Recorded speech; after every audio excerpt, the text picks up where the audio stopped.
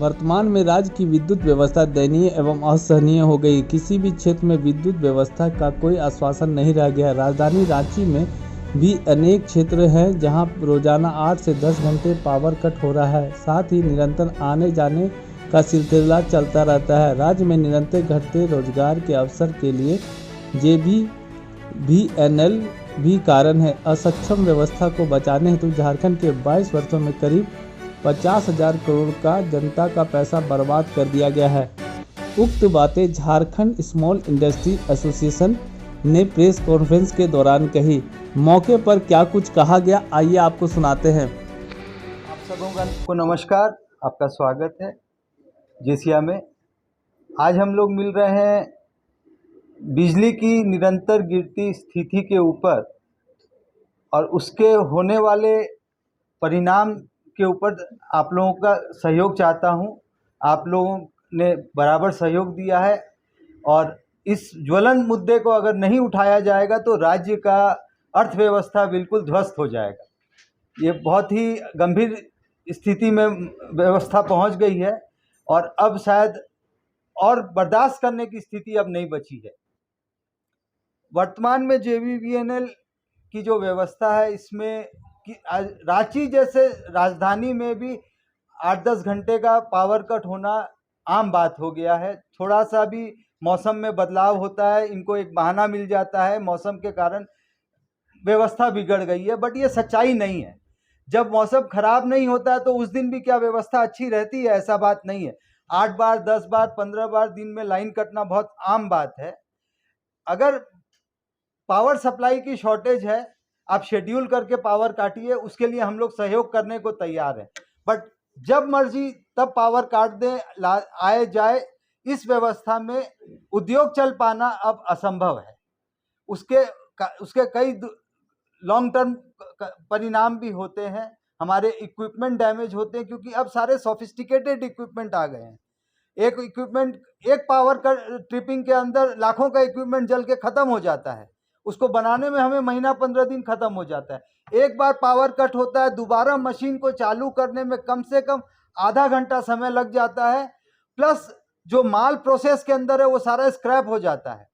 अगर कोई माल उसमें बच भी गया तो उसकी क्वालिटी खराब हो जाती है।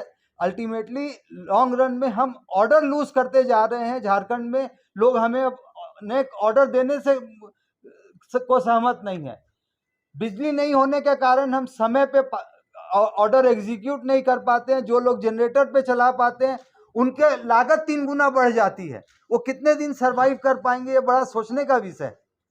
पिछले 20 साल से जब से झारखंड बना है, आपको मैं लिस्ट दे सकता हूं कौन से चेयरमैन और कौन से मंत्री ने कब कब जीरो पावर कट का हमें भरोसा दिलाया। लेकिन आज 20 साल में भी जहां हम 20 साल पहले खड़े थे आज भी वहीं खड़े हैं। तो ये व्यवस्था आखिर बदलेगी कब? मतलब एक स्थिति ये है कि आप कितना भी आश्वासन ले लीजिए, लेकिन अगर ऊपर बैठे लोग जागने को तैयार नहीं है तो आपका कितना भी प्रयास कर लीजिए। और आप सभी शहर के नागरिक हैं, आप खुद जानते हैं क्या स्थिति है। आप लोगों का अपना घर है, व्यापार है, जॉब है। आप अपनी ऑफिसेज में भी देखते होंगे क्या तकलीफें आप लोग फेस कर रहे हैं। इस संस्थान ने पिछले 20 वर्ष में करीब 50,000 करोड़ का नुकसान दिया है। क्या कोई बिजनेस एंटिटी को जिंदा रहने का अधिकार है 50,000 करोड़ आम जनता के पैसे को बर्बाद करने के बाद भी? क्या मजबूरी है सरकार की, क्या मजबूरी है लोगों की, मैं नहीं जानता। इसको प्रोफेशनल हैंड में क्यों नहीं देते हैं, ये समझ के परे है। बगल में जमशेदपुर है, बगल में बोकारो है, आप वहां की स्थिति देखिए, वहां की संपन्नता देखिए, और हम राजधानी में बैठ के हमारी संपन्नता देखिए, आपको उससे अंदाज हो जाएगा। बड़े बड़े रोड शो होते हैं, बड़े बड़े तामझाम होते हैं लोगों इन्वेस्टर को बुलाने के लिए। जो यहां बैठे उनका क्या स्थिति है, इसका तो सूद लेने वाला कोई है ही नहीं। हर 2 महीने 4 महीने पे इस तरह की स्थिति। आज किसी को क्या, बड़े अधिकारी को मालूम नहीं है गर्मी का मौसम है या बरसात का मौसम आने वाला है तो व्यवस्थाएं बदलेगी, हवा भी चलेगा, आंधी भी आएंगे, लेकिन उसके बाद भी सब मौन धारण करके कुंभकर्ण की नींद सो रहे हैं। जनता को उनके हाल पे छोड़ दिया गया है क्योंकि हमारे पास कोई विकल्प नहीं है। जिस दिन हमारे पास एक कंपटीटर विकल्प आ जाएगा, शायद उनका भी भला होगा और हमारा भी भला होगा और राज्य का भी विकास होगा। ये बात समझनी पड़ेगी कि इस व्यवस्था के अंदर अब राज्य का व्यापार, राज्य का उद्योग और राज्य का विकास असंभव है। आप कितनी भी कोशिश कर लीजिए एम्प्लॉयमेंट जनरेशन के लिए, बिजनेस इंडस्ट्री को बाहर से लाने के लिए, लेकिन अगर हमारा धरातल ही कमजोर है तो आप किसके बल पे कोई भी आएगा इस राज्य में इन्वेस्ट करने के लिए? ये सब सोचने का विषय है। इस मुद्दे पे आप लोग मुद्दे को उठाएं, हमारा आपसे आग्रह होगा और यथासंभव आपका सहयोग मिलता रहेगा तो ये कहीं ना कहीं जाके ये बात एड्रेस जरूर होगा। इसके अलावा मान लीजिए एक तो ये सप्लाई, कॉमर्शियली आप देख लीजिए, आप लोग सब एक कंज्यूमर हैं।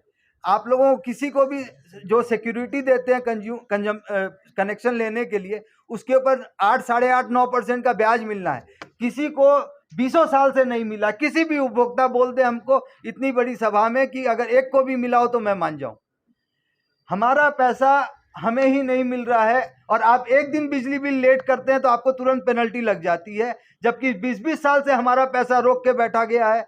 रेगुलेटरी कमीशन में ये गलत हलफनामा भी दे देते हैं कि हम सब उपभोक्ता को दे रहे हैं, जिनको नहीं मिला वो हमसे क्लेम कर लें। इस तरह इन्होंने राइटिंग में दिया है। भाई साहब, आपने 5% कंज्यूमर को अगर दे भी दिया है तो बाकी क्या 95% आपके यहाँ लाइन लगाएंगे? और किसी भी उपभोक्ता से पूछ लीजिए कि नीचे वहां के अधिकारी, फील्ड के ऑफिसर आपके साथ कैसा व्यवहार करते हैं। अगर जरूरत पड़ भी जाए तो क्या एक आम उपभोक्ता का बस का बात है वो ले लेगा इनसे?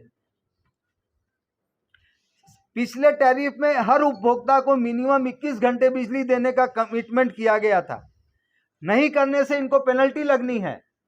ना तो उन्होंने बिजली दिया और नहीं पेनल्टी, आपको उसका कंपनसेशन दिया है, आपका अधिकार है वो लेने का, लेकिन उसको भी नहीं मान रहे। रेगुलेटरी कमीशन के आदेश को भी अब ये नजरअंदाज करने लग गए हैं। माननीय मुख्यमंत्री जी ने अभी 15 दिन पहले ही कहा था गर्मी आ रही है, आप लोग अपनी व्यवस्था दुरुस्त कर लीजिए, कोई फर्क नहीं पड़ रहा है, व्यवस्था जस की तस है। जब मुख्यमंत्री की बात नहीं सुन रहे हैं ये अधिकारी, तो हमारी आपकी क्या ताकत है? अब स्थिति ये हो गई है कि लोग अब झारखंड से पलायन करना चालू कर दिए। हमारे प्रोडक्शन 20 से 25% कम हो गए हैं, खर्चे वहीं के वहीं हैं। कब तक हम बर्दाश्त कर पाएंगे इन चीजों को? और ये एक आज की व्यवस्था नहीं है, 2500 साल से यही व्यवस्था चल रही है। नए नए आश्वासन सुन लीजिए, करोड़ों के नए नए प्रोजेक्ट आ जाएंगे, बट उस प्रोजेक्ट से बेनिफिट जो आपने कमिट किया था उसको आकलन करने वाला भी तो कोई नहीं है। हर आदमी अपने कंफर्ट में बैठा है। हजारों करोड़ हर साल प्रोजेक्ट के नाम पे खर्च किया जा रहा है, लेकिन उसका बेनिफिट क्या हो रहा है उपभोक्ता को? ये तो कोई देखने वाला ही नहीं है। जो प्रोजेक्ट बोलते 6 महीने में पूरा होना था, 6 साल में भी पूरा नहीं होता है, उसके बाद भी वही व्यवस्था चल रही है। तो जब तक प्रॉब्लम